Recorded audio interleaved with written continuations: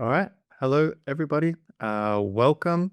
My name's Jake Goldenfine. I'm an associate professor at the University of Melbourne at the Law School. Um, and it is my very great pleasure to welcome you to this um, book talk with Mona Sloane and Pern Ceylon. Uh, Before we get started, I want to acknowledge that where I live and work is the unceded country of the Wurundjeri people. Sovereignty was never ceded over this land, and it's important that we continue to acknowledge that as we go ahead with our scholarship here.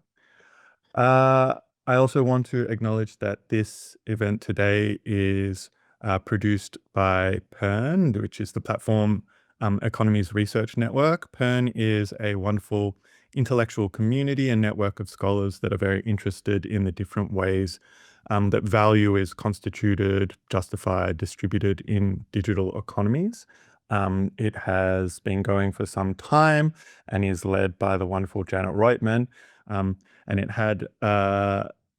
it began its life in New York at the New School, but currently has an institutional home here in Australia and is connected with ADM+S, which is the Australian Research Council Centre of Excellence for Automated Decision Making and Society, ADM+S as we call it, which is a multi-university, multidiscipline project that has been running since 2020 in Australia, exploring different effects of automation on a whole range of different topics.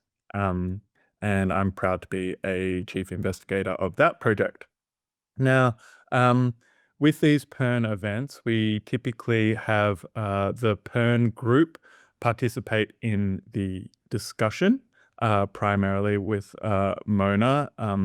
And so we ask those visitors to remain with their cameras and microphones off while the discussion takes place. You can, of course, put questions into the chat, and we'll get to them in due course. So I think we'll go ahead now and we'll get into it. I'm going to introduce Mona. So Mona Sloane has a joint appointment as a professor in both media studies and data science at the University of Virginia, where she leads the Sloane Lab, which is a new and growing research lab exploring the sociological questions related to AI, both projects as well as governance tools. So Mona, her work involves social scientific analysis of particular AI applications, many of which are talked about in the book, things like AI procurement, AI hiring, AI procurement, and indeed AI in animation, which is a really fascinating study that she's done. And she also explores strategies that are used for the governance of AI, such as audits, impact assessments, and transparency tools. I think Mona's work relentlessly points out problems associated with giving control of the design process to overly technicized ways of seeing the world. And it is a very welcome corrective to that. There are no shortage of accolades for Mona. She's held numerous very prestigious fellowships. She's often found driving large-scale collaborative projects and wrangling all the people necessary to get those things going. She's a very frequent contributor to numerous publications and has been named in an Ethics Hall of Fame. And I think also, most importantly, Mona is a really generous scholar and active collaborator, all around excellent colleague and a very good friend. Mona founded, it's called the Co-opting series, which began as a series of talks in New York at NYU, which has now become a book series at the University of California Press. Indeed, UC Press is the imprint for her new book that we'll be discussing today, which is called Predicted: How AI is Restructuring Social Life, which I think is sure to sensitize a whole new generation of scholars, students, and practitioners into ways in which the social needs to be reasserted back into the predictive technologies that are organizing our social existence. So it's a really significant honor And it makes me really happy to introduce Mona here today to talk to us about her book, Predicted. So we'll begin. Mona can just give us an introduction for 10 minutes or so about the book, and then we'll get into the discussion. Perm members, once we've heard from Mona, then I encourage you to keep your microphones off, and we can chat freestyle, if you will, or if you feel more bound by the affordances of Zoom, then you can raise your hand if you like to, and I'll moderate the discussion. So without any further ado, thanks so much. Thanks for being here. Go ahead, Mona. Thank you so much, Jake. Heartfelt thanks to you and Janet for having me. It's an absolute pleasure and honor. I just said it earlier, this is my very first book talk, so I'm a little nervous, but also incredibly grateful to be doing this for the first time with such a generous group. So I am bringing to you for the conversation sort of two of the biggest ideas that sort of undergird the book and that come out of almost a decade of research on these systems that we call artificial intelligence, which I claim are embedding a prediction paradigm into the organization of social life. But before I do that, I too want to acknowledge that I am living, learning, and working on the homeland and traditional territory of the Monacan Indian Nation.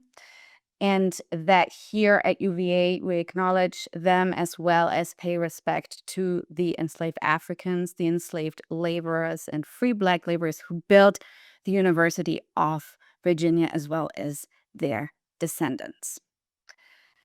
Now, the book starts with something that to folks who are social scientists, and especially who are STS scholars, find quite apparent and obvious, which is the notion that all technology is social and that AI is a way in which we express society or in which society is expressed. And that's sort of a really, that's the foil against which I sort of argue what I have to say in the book. And that's also something that I sort of always bring to the table when I work on empirical projects with technologists, data scientists, information scientists, but also practitioners in policy and governance. So technology is first and foremost social. The sort of bigger idea that I'm proposing is that the power that we ascribe to AI or that is flows from AI is oracular. So we're dealing with a sort of power that comes from prediction. Now, other than divination, prediction is old. So it's not a new thing, and it's not, of course, unique to AI, especially as a social practice. So other than divination, AI prediction is based on what I call a linear time regime. So the idea that there is a discrete past and a discrete future, and that the past, as sort of discrete unit, can predict that one future. So my idea is that the big threat that comes from AI isn't necessarily biased AI systems that, of course, can inflict harms, or the surveillance society and surveillance capitalism, but the sort of generalized acceptance and solidification of the idea that there is only one future that sits on a literally timeline, and that this future is machine predictable, and that thus those with the quote unquote means of prediction, and I borrow that from Max Cassie, who was an economist at Oxford, that those with the means of prediction not only can, but ought to lead us towards that future. So the linear time regime kind of implies that not only time is a line, and we sort of should save inches on it because we can use AI to save time and, have all the free time in the world and nobody has to work anymore and we need UEI. But it also sort of tries to tell us what we should do with those saved inches, which of course reminds of Weberian bureaucracy, with the little exception that the rules undergirding AI aren't as transparent. Now, I call the sort of social reorganization around the prediction paradigm, the prediction paradigm. And I'm kind of arguing that we are losing deliberation to the prediction paradigm. We're losing the idea that the future is not predictable. There's not only one future, there are multiple futures, and that we need to commune, to deliberate on what kind of future we may want, or different futures we may want. So I sort of describe AI as a culture phenomenon that is sort of anti-pluralism and anti-democracy, and that's what the sort of book ends on. The STS lens on this is working through the ways in which AI has become social infrastructure. So what I mean by that is that these predictive logics allow resources, ideas, and people to flow into certain directions and not others. That AI systems are in the background. They're melted into the already existing infrastructures that we have, both soft infrastructures and hard infrastructures, so institutions as well as literally the grid, for example. Um, and it is a social infrastructure, and that is a term I borrow from sociologist Eric Kleinenberg, because it is administering, it is managing, and it is directing social relationships. So we kind of suspect the logics of prediction everywhere, and we sort of shift ever so slightly, sometimes more obviously, our behaviors to sort of address that prediction. So when you have students who come up to you and ask for advice on what to do after graduation to land a job, some professors will say, well, you have to tweak your LinkedIn profile, or here are the things that you have to put on your CV so that the machine can read you and scan you better. All infrastructures are directional. So this directionality comes from this time regime, but also from the idea that AI is a classifying instrument. Of course, I'm not the first and only person who is arguing this. There are definitely important scholars in this group who have argued this as well. I sort of work through the ways in which infrastructures and AI prediction as an infrastructure is a scaling technology. So the ways in which it gets deployed with the idea that we need fewer human decision-making points, that machines can take those over. And I sort of land on the idea of standards and work through, for example, the motion capture study that Jake mentioned, work through how these standards actually point to social assumptions that we make about bodies, about people, and that we can pull these out and sort of unpack AI's black box a little bit. And I'm happy to talk more about that in the Q&A part. Now, of course, infrastructures are practiced.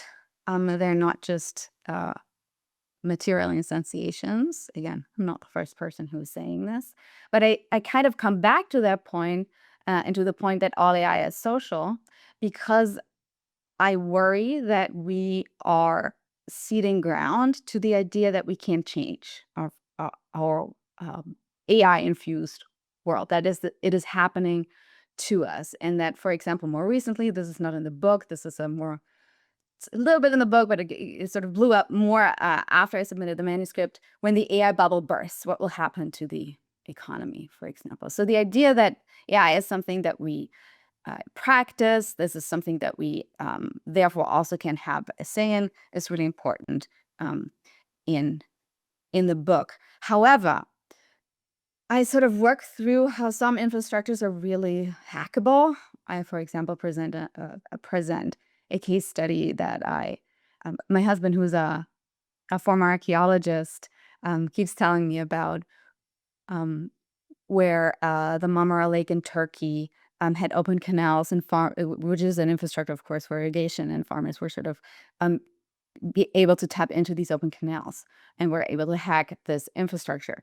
Now the lake is completely dried out, so we can sort of see there what happens when we have a hackable infrastructure, that there's no sort of governance oversight to that hackable infrastructure. We can't even hack AI. We can sort of destroy AI a little bit. We can tinker with it, but we can't really hack it in the same way because it's completely sort of closed. That is now slightly changing. In the conclusion of the book, I sort of point to some instantiations in which we can see how certain governments have begun to think about AI as somewhat of a public infrastructure.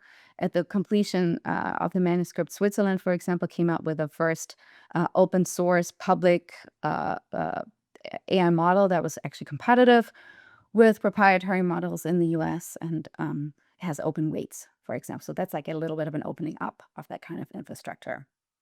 So ultimately, my plea is to all of us that we understand that we have space for deliberation, and that we have space for deliberation about what an AI future can look like, and that we can think about what that would mean, for example, if we consider AI as a little bit of an instrument that can be useful in certain ways. And there are a few projects here at UVA and beyond, and especially in Sloane Lab, where we're trying to do that a little bit. This is sort of what I wanted to land on, and I hope that that was not too convoluted or complex. I just read my own work in preparation for this for the first time again after a little bit of time, and I hope I sort of was able to convey the bigger ideas in the book. And I see Mike Wilkes, who I know from NYU. Wonderful. Thanks so much, Mona. So we will now open up to discussion. That was a very rich introduction. I've got a feeling we're going to get stuck into talking a bit more about some of the studies that you've done that have informed your analysis, and some of your more general sort of theoretical analyses as well. We're already getting some questions in the chat from the audience, but I was hoping that perhaps people from Pern might who have had access to the book might begin the conversation with some comments. So anyone in particular want to kick us off?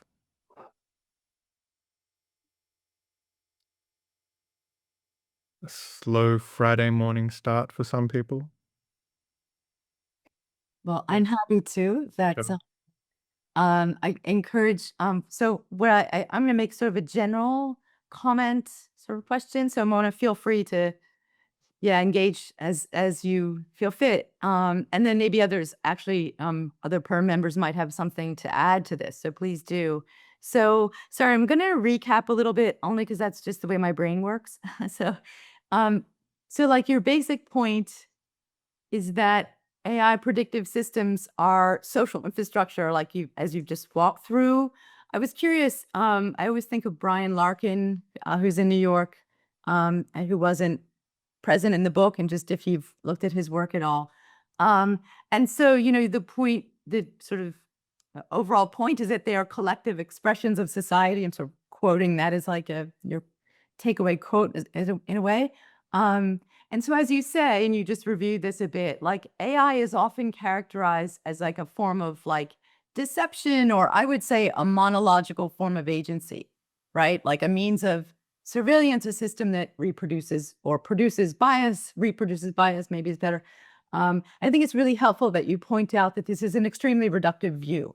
It's not like it's false, like there are moments we can show that's true, but it's very reductive. And I was very happy to see that. I don't often see that. And just a quote, because I thought this was a well put, AI's most powerful effect is this subtle yet comprehensive recalibration. That's the word I hesitated on, recalibration towards prediction as a guiding principle for organizing society. This is what you call the prediction paradigm, as you just told us. So the recalibration I thought was very helpful, right? This is like, instead of the reductive view, how are things being recalibrated?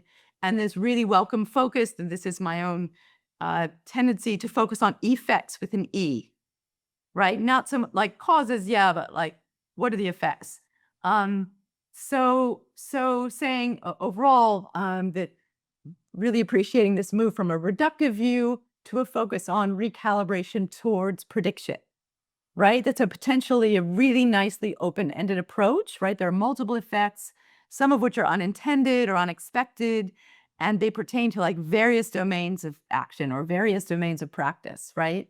So but then also when I would agree with you, what you ended on is the homogenizing effect narrows the scope for deliberation, right? So we sort of have both of these. This is what we should be studying, right? It's not one or the other. It's like both of these things are happening, right? And the fact that the homogenizing effect narrows the scope for deliberation is really intense political and other economic question.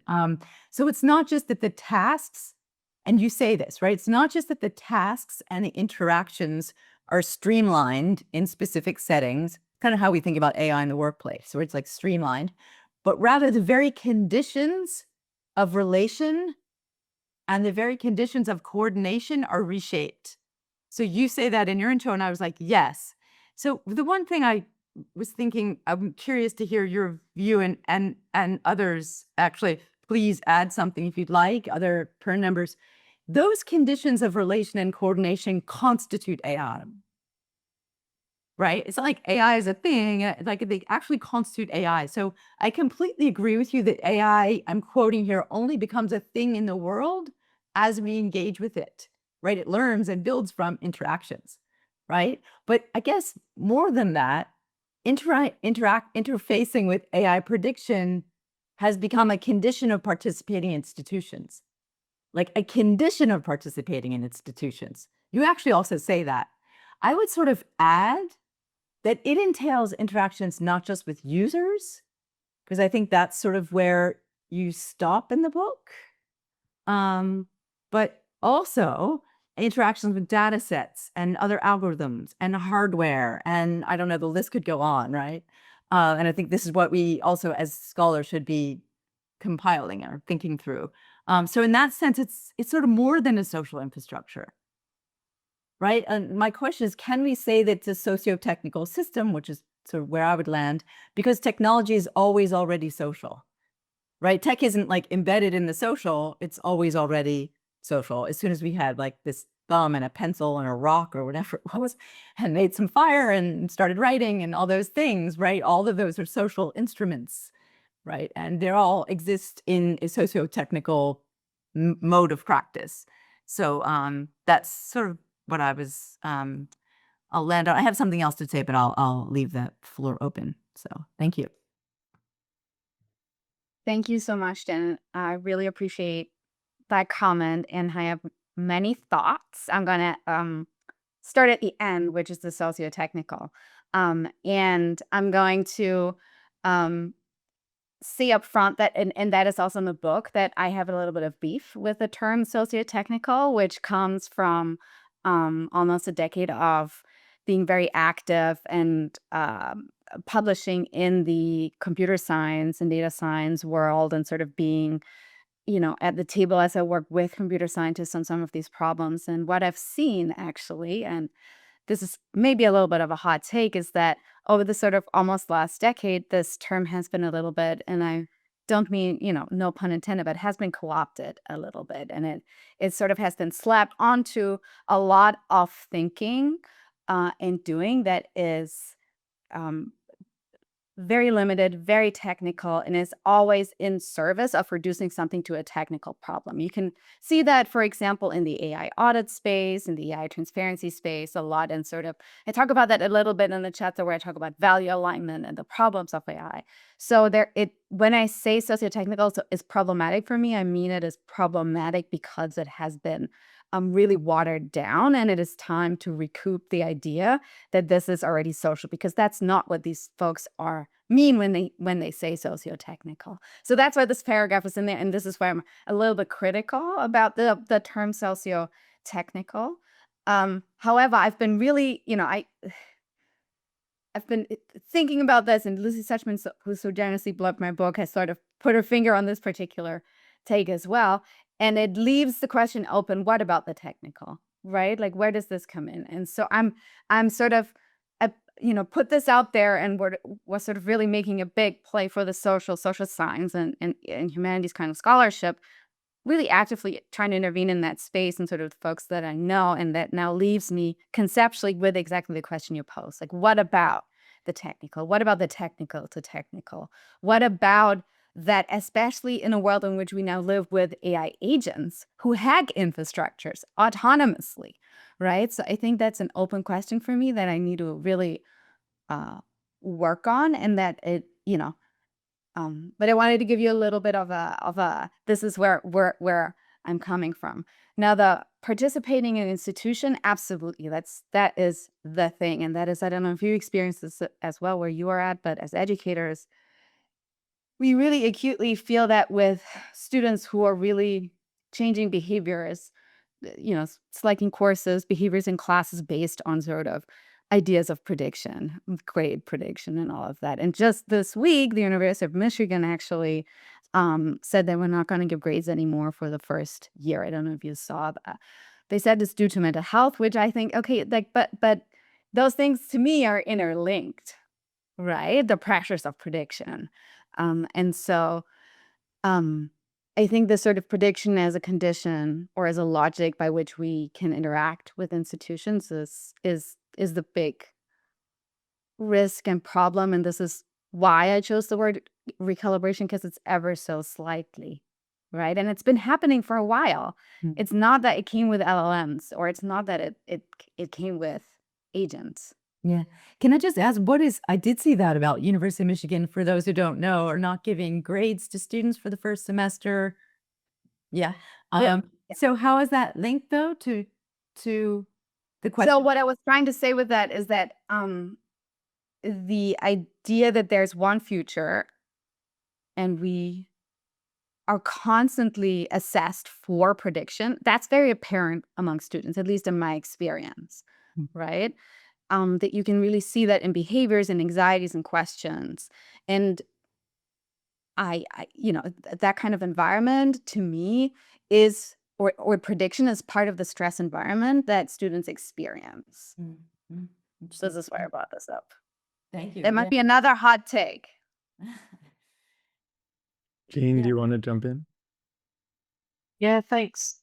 Thanks so much, Mona. It's really great to have access to the book early on, and also to hear, yeah, as Jake said, your really rich kind of introduction to it.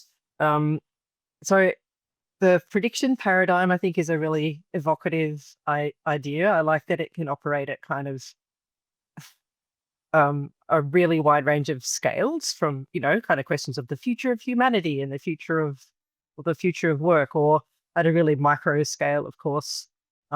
This is how models operate. And it has really great continuity, of course, with the sort of data-driven decision-making, automated decision-making work going back decades now. But there's another world in which people use AI in the vernacular, and that's kind of internet cultures and multimedia and AI-generated content and all of that. And it kind of strikes me that there's more of an atmosphere of like chaos and mistrust, and like precisely the opposite of any kind of predictive rationality. And I was just wondering how you might, as your book talks proceed, and as you do more media and so on, how you might grapple with those kind of tensions. That's a really great comment. Thank you for that, Gina. I appreciate that. I think that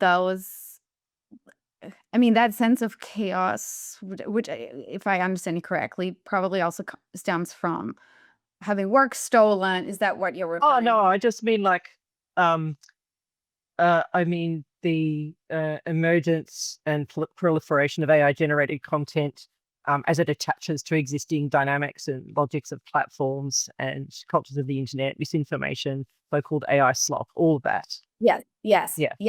Yes. Great. Thank you for that clarification. Okay. So, I am not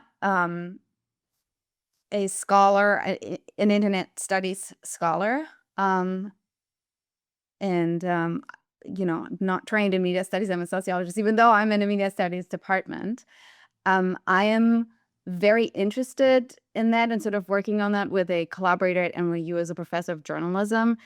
And we are trying to figure out how AI perhaps shifts and shapes what Norte Maras, who's at Warwick, calls demarcation battles. So the sort of distinction between knowledge and anti-knowledge, specifically in the profession of journalism. And because journalists are faced with having to identify what is slop, what's not slop, what is information, misinformation. Again, this is not new, but what is new is that journalists, for example, are now enrolled in the politics of these demarcation battles more explicitly and at a more rapid scale. And it is total chaos, as you say. But what is interesting is that the tools to combat slop are also predictive. So is this slop or not? Is this real or not? Or, some universities, not here at UVA, but at some universities, faculty are asked to use AI detection systems, which are also predictive. So it's like whack-a-mole prediction, or the prediction snake eating its tail. So that's what I'm observing. I think it's a great answer from the institutional perspective. And then there's sort of outside the institutions where maybe there are different ways of dealing with things going on. Yeah, that's a great answer. Thank you. Thank you, Jane. I wouldn't mind going back to this sort of question of institutional participation and being forced to engage with AI as a mode of institutional participation, because that comment made me really think about how institutions themselves also feel compelled and forced to engage with AI for a range of reasons, to remain competitive, to remain lean, to realize various efficiencies, and rationalize labor, etc. And then I'm wondering, where does that compulsion come from? They don't just like look at like the technology and be like, look at what this can do. We must use it. They're subject to a range of different political forces, a range of different economic pressures, which are themselves then shaped by this whole kind of class of commercial actors who are trying to shape institutions according to their understanding of a congenial economic organization that will be profitable for them. And they evidently have the power to do so, which they accumulated through a very social process. And I suppose, I'm very convinced that the sort of analytic that I understand that the analytic that you're trying to put forward is that like we need to reintroduce the social into how we understand these technologies to operate in the world, or how we understand that we govern them. But there's also, of course, like this whole world of socioeconomic rationality and cronyism and oligarchism and political formation that's putting the downward pressure for the uptake of these technologies as well. And I think you addressed this somewhat in your book in some of the later chapters, but perhaps you could talk more about, if this is a question, if the socio-technical is not enough to describe this, and we have to like figure out what's social and what's technical and where, then perhaps you can talk us through that a little bit. And I hope that was clear enough as a question. Thank you, Jake. Absolutely. So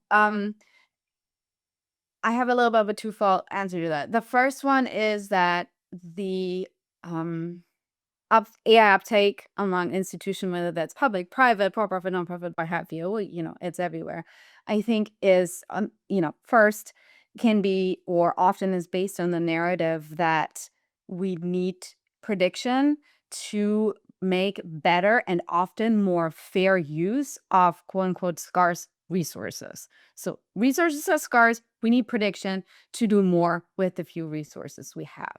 Or we need to make what we have more efficient, and we need prediction for that so we can turn a profit. Those narratives sort of permeate everywhere. And the interesting bit is that there is still no proof that that is actually true.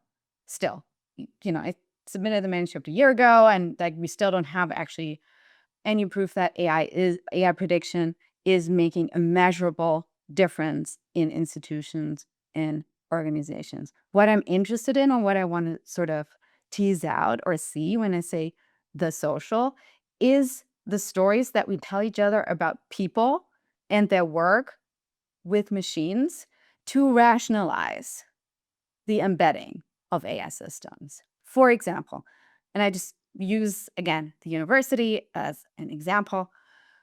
We're implementing a new system here. at the University of Virginia that is likely going to have a predictive function that is supposed to help advising professors mentor students into the right classes. So there's a predictive function in here that is based on a social story, right? On a story about how we relate to students, how students relate to us, what careers look like, how students get jobs, and so forth. So in other words, I'm not disagreeing with you, with cronyism and oligarchy and all of that. I'm just trying to get at the sort of social by way of stories about the social. Does that make sense? It makes sense. I suppose I just, find myself in my own work, for instance, with different aspects of the Australian government, where I run into people who run departments, for instance, who are so brutally underfunded and will make sort of budget appeals for staff, which they don't get, but they do get budget if they ask for IT spend. And they get that little bit of money and they're like, well, I'm an ombudsman. I'm receiving, 5,000 complaints a month. And now I've only got, 4.2 staff to triage and then run those complaints. How can I not use an automated triage system? Like, I just have to. And these people are very critical of AI. They're very critical of like techno capital. They're very critical of the way in which big tech sort of is mediating the fabric of governance. But they're kind of left with no choice because their bosses are like, well, this is how we're going to do it now. And their bosses are saying that because they've, read a magazine on an airplane telling them that, it's a Deloitte ad telling them that that AI is the way that everything's gonna work. So, they're also fully aware that there is no repeatable benchmark for efficiency or productivity uplift in their space, but they kind of have they're the ones who kind of have no choice, I suppose. Yeah. And I'm interested in where that feeling of no choice comes from. It's kind of this double thing. There's like no choice about using it, and then once we're using it, then the no choice about the future emerges.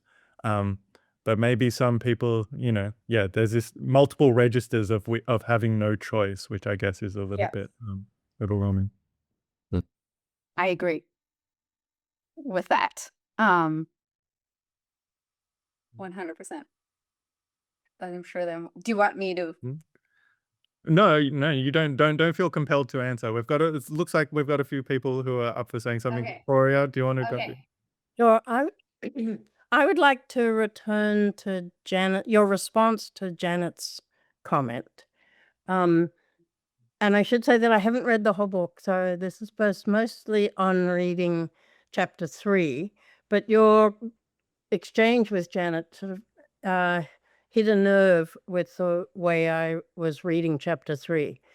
And I think it's your reluctance, as I heard it in responding to Janet, to go to the socio-technical, that you want to, in some sense at least, keep open the technical to technical. And as I understand the project from what your introduction as well is sort of a reassertion of a social, but that so the reassertion of the social is also not presented as a socio-technical. So there's a kind of a splitting of the technical and the social that runs through your presentation, and that I felt was strongly there in chapter 3. And in there, it was about the sort of framing in terms of directionality and practices. So the directionality is in some sense the more technical side. I think a sort of a linearity that runs through the things you draw on: bureaucracy, rules, classification, standardization, which you read as fairly linear. And then but you keep room for practices which will fuzz them up in a social way. Whereas So I was also a little put off by your saying no one cares about infrastructure. That is one of my deep loves. So I have thought a lot about bureaucracy, rules, classification, and standardization. And I would say there's sort of widespread research on the fact that they are never simply linear. So I was thinking of Matthew Hull's stuff on bureaucracy. A very small one, but that has come up in Pern, is the stuff about, you just mentioned it in passing, so not trying to hold you to account to it in a big way, but the standardization of shoes. So there's lots of really terrific work, I think, done looking at production processes in China.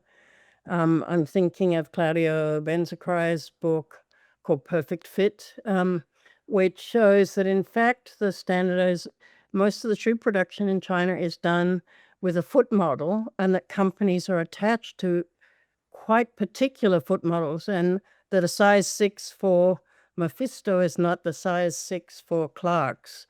So they're different women, different feet, different, whatever the plural is. And that has some intuitive resonance for me about why some brands feel better to each of us than another. I think it's because we're matching with the foot model, not because of anything to do with the linearity and standardization.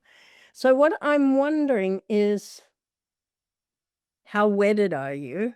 I was going to ask this anyway, but your answer to Janet makes me think that you are quite deeply wedded to separating out directionality and practices. And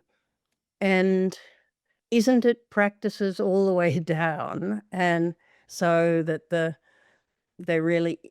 idea that there is something that is a prediction in a narrow sense ends up being more of a straw person in a way that, so I'd like to hear you talk a little bit about directionality and practices and how that plays out in the rest of the book. Maybe it plays out completely differently than in chapter 3. And I'm so sorry to do this, Mona, because I know you're about to say something, but there's someone in the chat. Sorry, I have a post-it. I wrote it down. Oh, okay, good. Bernardo in the chat said, just because it's an iteration of what Vicky just said, I just want to make sure I understand your argument correctly. I've not read the book yet. Your prediction paradigm describes AI as imposing a linear temporality in which the past predicts the future.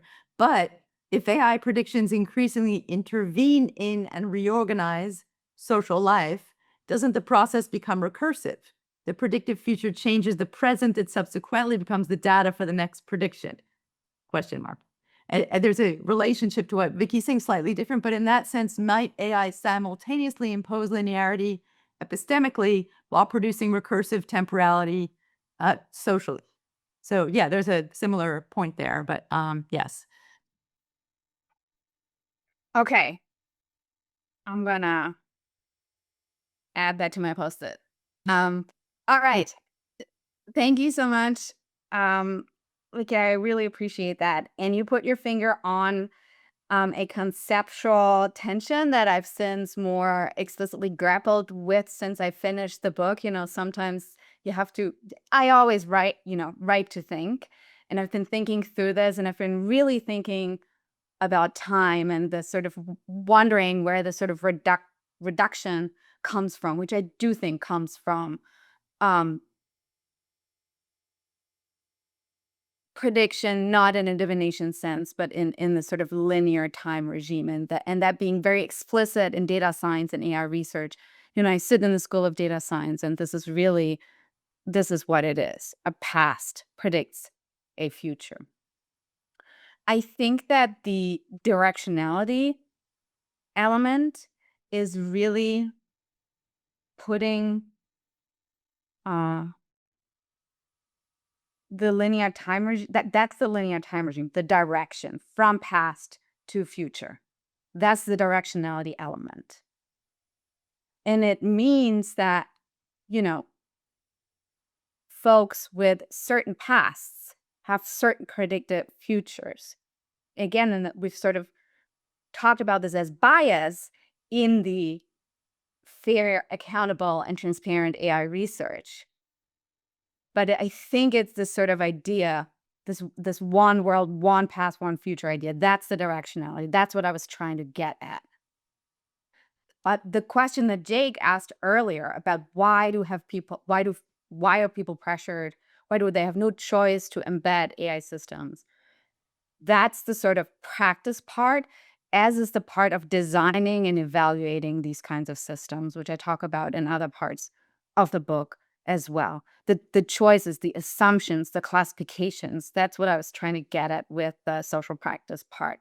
So they're not, I see the tension, but they conceptually, strictly speaking, but they go together for me because the practices assume this linearity. My data science colleagues don't necessarily think about different futures. Like, it's really about boxing data in so that prediction can happen in the most accurate way, hopefully in a fair, quote unquote, fair kind of way. So I don't know if that makes sense, that this is how I sort of relate these to one another.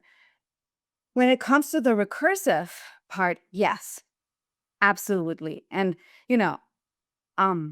Jason Sadowski, who probably all of you sort of know, and or whose work you may know, talks about the sort of convergence around the mean in that way, the sort of narrowing down of possibilities around the mean because of predictive logics that are sort of beginning to govern social life.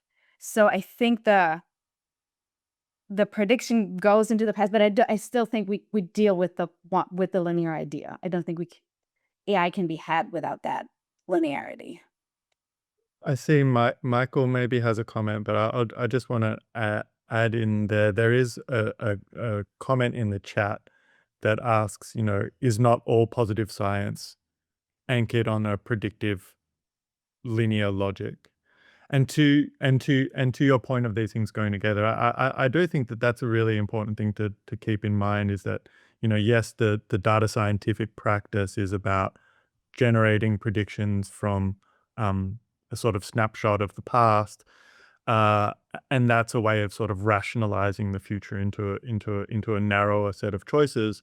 But that is also indeed the institutional logic, which is about extracting discretion from individual humans in order to realize efficiencies. So you just like perform the cognitive work in a computational apparatus in order to limit the scope of choices. So, there's so many forces that are organizing themselves around this particular goal.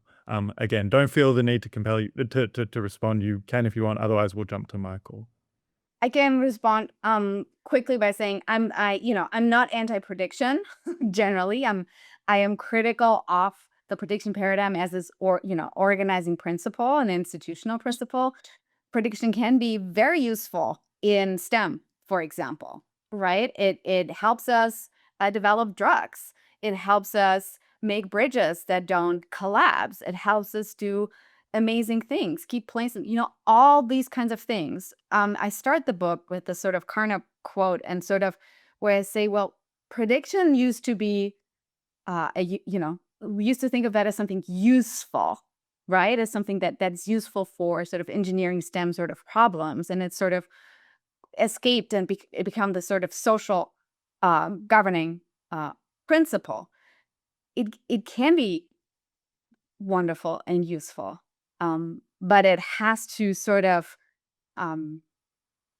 be thought of as an instrument. I talk about that in the conclusion, and as more technical in certain ways, right? So to sort of push it back and really put a utility frame on it. And I don't think we're headed that way. I don't know if you saw, but AlphaFold was just shut down because it's not turning a profit. So that is, those forces are colliding in a way.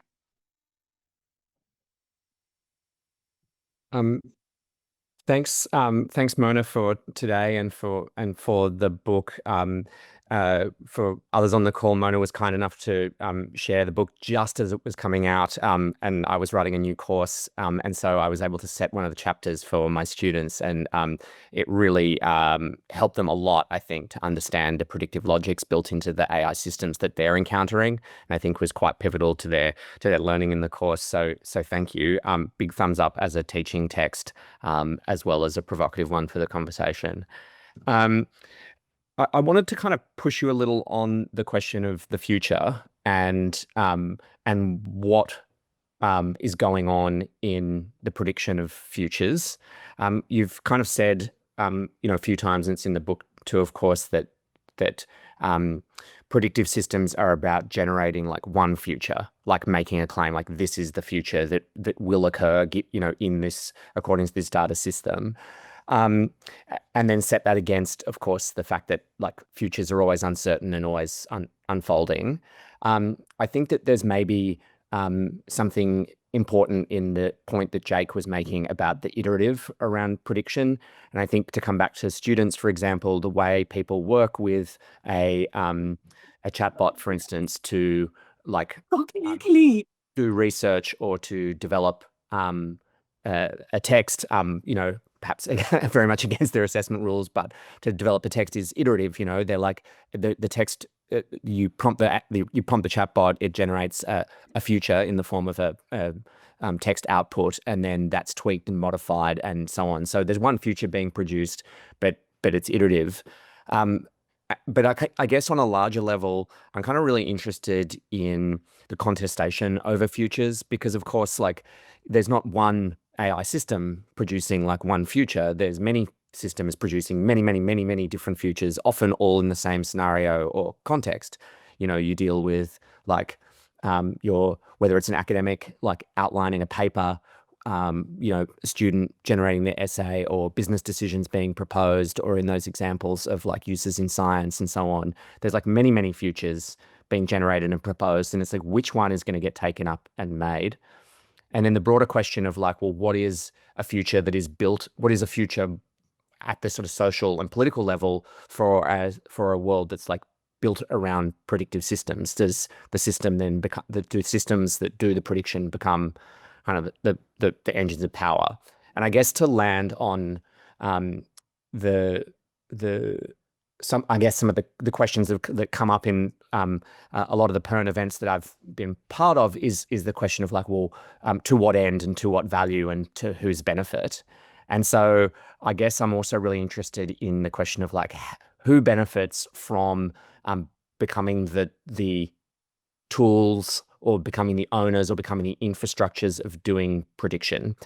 And like, how does being able to tame uncertain futures and make them into solid things that you can then act upon and capitalize upon, how does that generate like power, wealth, value, benefit? How does it induce harm and so on? And so I guess like I'm wondering, like, for you as you lay out the prediction paradigm, the question is like, okay, so then what is happening at that level of taming futures, of capitalizing upon them, of like turning the many uncertain, endless possibilities of the future into one knowable and actionable thing that can then generate value or enable power. So I guess it's a question about like, how does condensing many futures into one accrue power in certain ways, and how does it produce kind of value or benefit? Okay, great. Good to meet you here in person, Michael, and thank you for your Yeah, you too. All right, so I'm going to start with the last one. So I think you can see that when you open the Wall Street Journal or Bloomberg, or just open any daily, and you look at what's happening in the US with regards to what is now called AI infrastructure investment, the circular deal making, and all of that. The highly speculative building of data centers everywhere, the aiming for IPOs, Anthropic, OpenAI, and so forth, and sort of the literally capitalizing on this big promise that AI infrastructure is needed for that one future that is definitely going to occur. I wrote a follow-up paper to this book with Emmanuel Moss, thinking through what it would look like if we were to classify AI as a public utility and a common carrier, which is a special sort of designation here in the US. It's called a beta burst. It's on SSRN. And we looked at the railroad bubble at the turn of the previous century, and it was quite similar. Speculative infrastructural investment by private actors, and the bubble burst, and the government had to step in, and regulations we still benefit from were developed at that moment in time.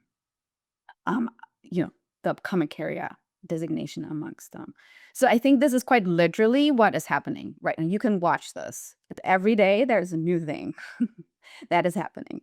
And I think that a lot of the narratives and assumptions about the social, how people work, how society works, what are the conditions of access, those stories are being told in part to facilitate this rapid infrastructural and highly speculative build out that we're seeing. This is US specific. I'm talking US specific. Europe is taking a different approach. For example, I'm not sure what the approach is in Australia or other places. So that's my answer to that question. Then the iteration part and the sort of the little predicted future is in the social practice, just to Vicky's earlier point. Yes, I absolutely see that. I also see that can be very generative. However, there is a difference between retaining an understanding of that multiple things are possible and exploration is still possible versus just deploying a chatbot and then submitting that as your final paper. Does that make sense? Like, you are still sort of, in the former example, you're still sort of wrangling the machine, and we can talk about whether that is particularly meaningful or should be the goal of education or any of that. But I think there's still like a little bit of an essence of that there is agency and the multiple possibilities. Again, what we're seeing, and certainly at this university, and this may be the case in other universities in the United States and Australia, Asia as well, we are seeing a return to no tech classrooms, no phone classrooms, handwritten exams, all of those things. So there is my prediction is that we're going to see, a renaissance of the social sciences and humanities, which is a reaction to the prediction paradigm. So Can I jump? Sorry, Mona. Can I jump in there? Like, absolutely. I was just in a meeting yesterday about in classroom assignments with pen and paper, pencil and paper, in an economics department. And where much of what economists do actually can be replaced by AI today. Don't tell them I said that. But I guess there's two things though, right? Like, one is what you just said, and then the other is, I think, how I'm hearing Michael, what Michael said has many dimensions, so in a good way, is that, like, there's all this output, there's all the models out there, right? All across the globe. I mean, I know we're very US centric, but still across the globe, and all the output based on a very probabilistic, token, probabilistic, linear, predictive practice. And then there's the adjudication that has to happen. Right? That's actually, I agree with you about the return of the humanities and the social sciences, because if AI models definitely can do the kind of work that economists are doing, let's say right now, and I actually firmly believe this. They're modeling and they're doing regression analyses. But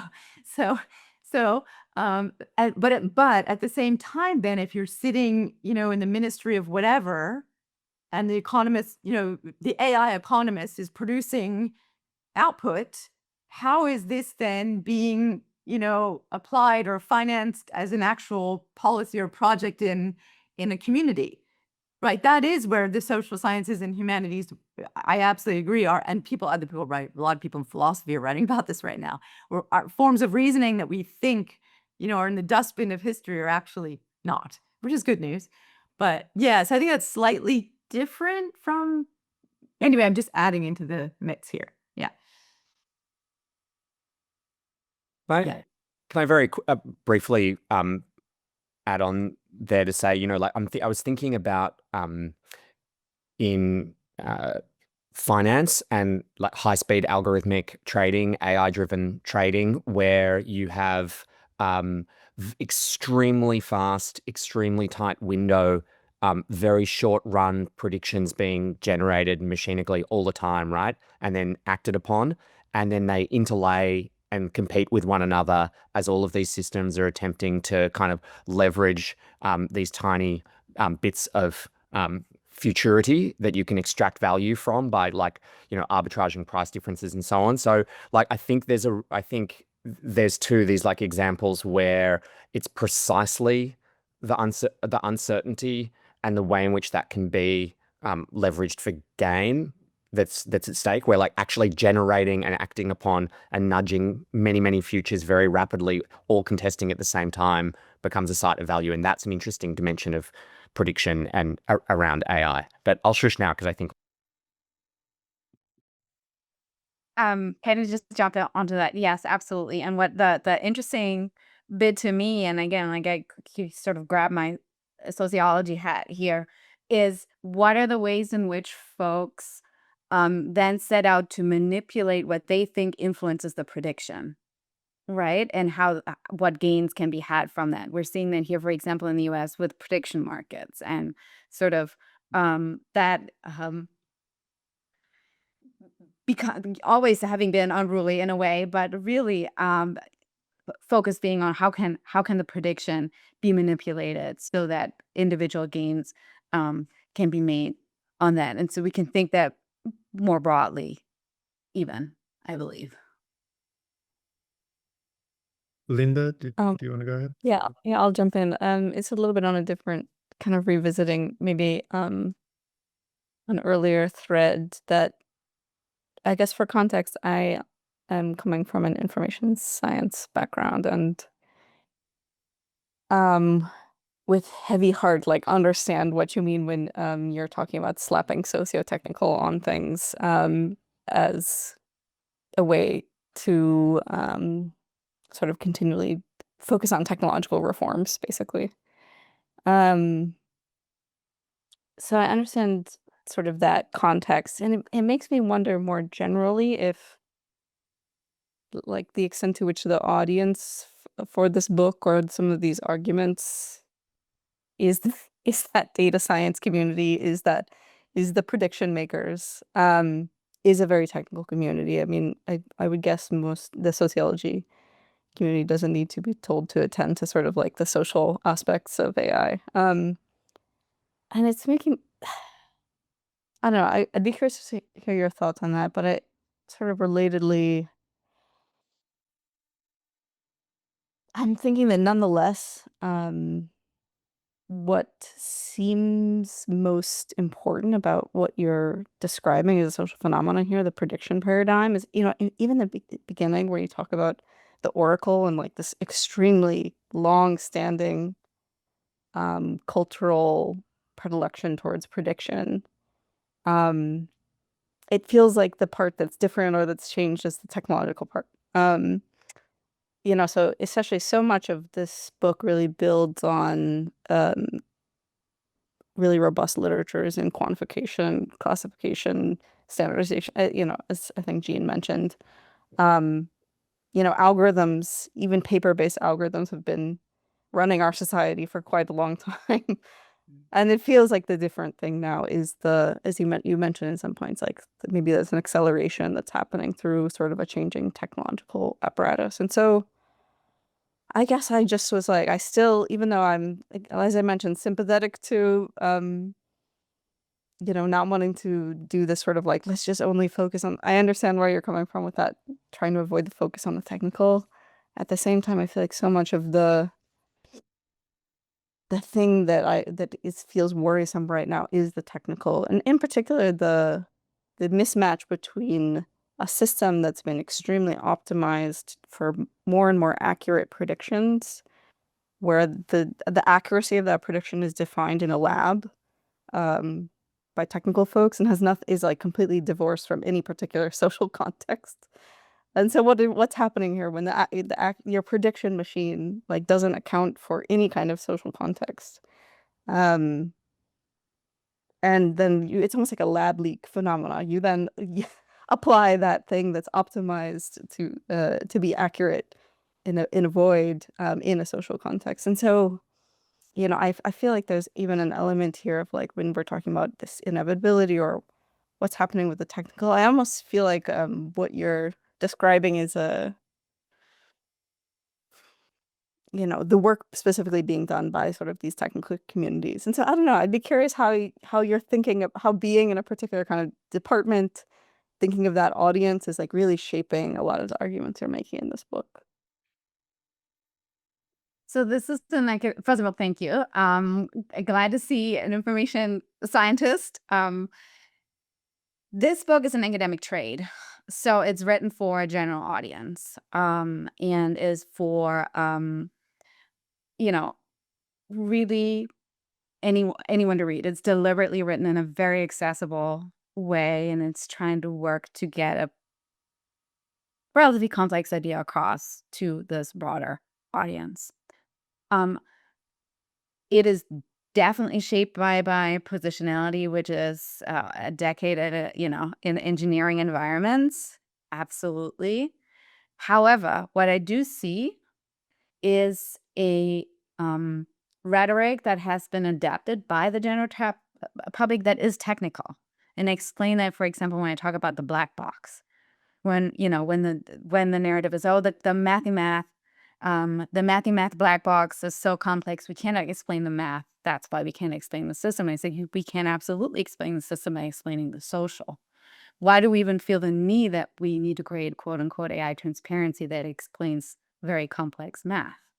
It's obvious to social scientists, of course, but I don't see that being obvious in the socio-technical discourse or in the general discourse. And that's what worries me because, and I say this in the book as well, I think we all are experts because we're infrastructurally entangled with prediction already and have been for years now. And we sort of kind of know what is happening, right? We know what's happening with AI prediction in our institutions, in our intimate lives, in our family lives, in our professional lives, and so on. And so that's that's the sort of drive behind it, that we sort of own that a little bit more, and that's why I go on about the social, if that makes sense. So yeah. Thank you. Go ahead, Jane. Yeah, just to follow up on that, I think this is the moment that the AI application has been kind of driving or spearheaded towards general use. Yeah, so that's also one dimension. Implication-wise, AI has been largely being social. And I think this book, Mona, definitely very powerful and introduce us to this prediction perspective. It's kind of a very gentle yet very forceful reminder. Oh, everybody's talking about human AI interaction, but this kind of interaction is largely kind of AI-oriented prediction. So I guess that's kind of the most important takeaway for me, and I would definitely introduce this to our students here in Shanghai. By the way, I really like the book cover. Very intriguing. Thank you. All credit to Kevin who created it. Yeah. Yeah. So, speaking of this general use versus like specialized applications of AI, I think because I'm really interested in the social studies of fintech, so I always pay attention to the financial consequences of big data technology, AI technology, and I think in finance, this idea of prediction has been kind of long-standing norm. For example, George Lawyer worked on how credit card actually predict and also define social economic classes. And also Marianne Foucault talking about ordinal citizens, right? So this is all about the critiques towards big data technology. And I think this prediction actually is kind of something shows us the continuity of predictive technology in finance, ranging from big data era to the AI era. So I guess the next step or in the future, there will be more work looking into the financial application of AI, from this predictive or prediction perspective. One thing I feel like very interesting is that Janet just recommended this book, Christine Bork's The Trading Beyond Understanding. Actually, through from those interviews, we see that the traders who are using AI technology or being forced to use AI technology, a lot of them are actually very scared about prediction because they don't know how this kind of prediction mechanism got enabled and what kind of consequences will it be engender. So this is also about the plurality of prediction. So in a big data era, we sort of see that okay, the institutional structure actually will homogenize everything, and the future will be singularized. But now we see that, at least at this moment, we see that actually the institutional forces at different levels actually are taking different or diversified attitudes toward the prediction. So that's also something I think very interesting. Okay, so I guess my question is, do you have any recommendations or kind of any thoughts about the specialized use of AI on the prediction perspective? Not necessarily finance, but like in addition to your like this deep research on general use of AI, what are the kind of social, political, cultural consequences of AI in specific domains? Thank you so much, Jing. I so appreciate all you said. I really do. I will add, say one thing that you didn't ask me about, which is, I think there's a lot to learn from spaces in which prediction and automated prediction has been infrastructural for a while, especially when it comes to regulation. So is there a way in which we can look to the financial sector and look to how prediction was perhaps or is perhaps regulated in some way within that, or what are the social consequences of that prediction? Because we're still sort of swimming in a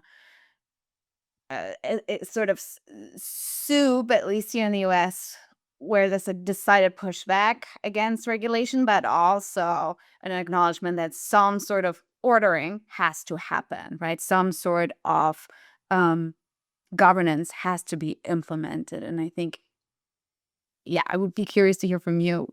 What are the ways in which this perhaps has happened in the financial sector? Then to your question, I am extremely interested in professional discretion and automated prediction. I've been working on that for a while. Like the vignettes that you read about recruiting are from research I started about 5 years ago on the use of AI in recruiting specifically. So not HR, so actually, gatekeeping the labor market, if you will. And journalists is the other project I spoke about. That's work with Hilke. In the future, I'm really interested in sort of this kind of stuff, which is these biometric trackers and prediction for prediction logics for professional athletes and the ways in which their discretion around their body and their training shifts and changes with the predictions that these trackers produce, for example. And there are a few other domains that I'm sort of thinking about I might sort of put together. So that's like the future work. But yeah, professional discretion is something I'm really interested in. Very, very interesting. Would love to stay in touch. We're working on a prompt engineering research, like the definition of this occupation on LinkedIn. Yeah, so yeah, definitely. Thank you for sharing your future research agenda, Mona. Thank you. Fantastic. Thanks, Jing. Thanks, Mona. I'm gonna turn to the chat because we'll give you a transcript of the chat and everything because there's some really wonderful comments in there as well. But as we're approaching the end of our session, it's might be good. There's actually a couple of questions in there, but perhaps we'll ask the one that's sort of most representative of a few of those questions, because I do think, there's an interesting question about AI and class warfare, but this one is this question about AI, AGI and superintelligence perhaps rolls that up into it as well in an interesting way. So there is a question from the chat from Asher Titus that I'll read out, which says, "Hi Mona, AI's social infrastructure is a great insight. Your characterization of AI as data-driven wrangling of billions of data points to produce predictions for how they'll behave in the future with the kind of scientific homogenizing certainty is definitely disturbing. I can see how it very accurately describes narrow AI, ML, and generative AI. The question is, do you have a view on the coming of the so-called artificial general intelligence or superintelligence and the euphoria around it in the industry and in some policymaking circles? What kind of social futures are the next suite of AI technologies trying to create and imagine?" Thank you for that. I do think that AGI, general artificial intelligence, is deliberately kept a moving target. We don't have a definition. I don't think there's a desire to have a definition of that. It helps rationalize these insane venture capital investments in circular deal-making that we are seeing. If you've read Karen Howe's book, Empire of AI, you get a little bit of a taste of the different cultural camps that are part of this sort of AGI agenda. I highly recommend that book. I think it is the sort of the end times are coming narrative is eschatological, and I'm working with a student actually on sort of the religious undertones of this whole AGI discourse that we're seeing. I don't know what AGI is or what it would look like. I do think, however, that AI agents, the ones that we've seen in the press over the last couple of weeks, pose very serious security risks to the digital infrastructures that we do have. I am very worried about the fact that these come out of quote unquote frontier labs and not out of companies that have larger companies that have more established safety and governance and R&D cultures and protocols. I don't think that's coincidental that this is an OpenAI whoopsie that happened. And I worry about that, which I think is very different from AGI. I think the future of AI is in utility. I think the future of AI is especially in STEM science. I think we can see leaps. I think the AI industry is now recognizing that. And I think what we're going to see is mega IPOs. Who knows what's going to happen to the global economy? But then the next thing is AI for science and in STEM. And we've seen, for example, last week, Daphne and a couple of others have left Google after many years and are starting an AI for science focused startup. We've seen the takedown of AlphaFold to put it back on the proprietary hood and these kind of things. So that's my quote unquote prediction for the future. I do think AI is infrastructure, and I think other places outside of the United States have understood that and are already putting that in place, amongst them China, European countries, and so forth. Wonderful. Thank you. I think we can end there with both these predictions for the future and sort of the more general question of, what are the socio-technical inflections of the engineering practices when you think you're building God, which is probably a bit of a Or like the end times. yeah, exactly. But it's been such a wonderful discussion, and it's been so great to have you and hear about your work and your book. And we wish you all the best with it, and I hope it becomes a gigantic hit. Thank you, everyone in the audience, for your really smart questions and comments. And thank you to Pern and ADM+S for hosting us. We will see you next time. Thank you. Thank you so much. Juan. So appreciate it. Thank Thank you. you. Talk soon.